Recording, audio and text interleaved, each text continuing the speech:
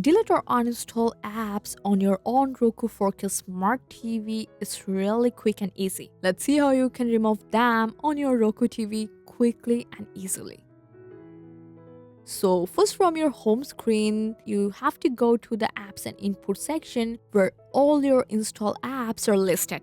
Now to delete or uninstall an app, you have to highlight the app you want to remove, and now you have to press the start button on your Roku remote. After that, the app menu will pop up, and here you will see the remove app or remove channel option. Just select it, whatever you see. Now you have to confirm again by choosing remove from here. See, the app will instantly disappear from your home screen. And that's all. That's how you can delete, uninstall, and remove unwanted apps on your ONN Roku 4K Smart TV. And then if you want the app back, you can easily add it again from the Add Apps option. I hope this guide helped you a lot. Make a like and subscribe for more tips and tricks. Thanks for watching.